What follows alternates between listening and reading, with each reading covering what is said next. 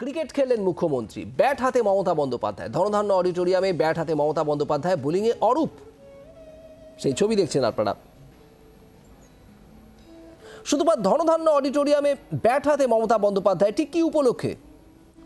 দেখো, তুমি জানো যে ধনধান্য স্টেডিয়ামে ইউনিভার্সিটি খেলার কি প্রোগ্রাম, অর্থাৎ স্পোর্টস ডিপার্টমেন্টের একটি প্রোগ্রাম হচ্ছে। সেই প্রোগ্রামে মুখ্যমন্ত্রী মমতা বন্দ্যোপাধ্যায় তিনি এবং তুমি জানো যে খেলা পছন্দ করেন এবং আমরা অনেক সময় খেলার মাঠে যখন তিনি চলে যান ব্যাট হাতে অথবা বল হাতে করেন, এক্ষেত্রেও কিন্তু তার ব্যতিক্রম হয়নি।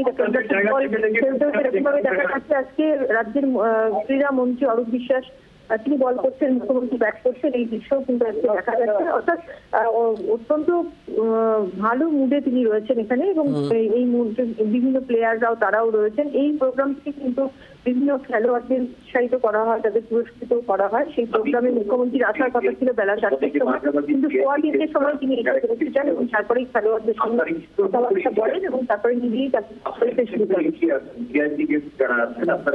ধন্যবাদ সুতপা।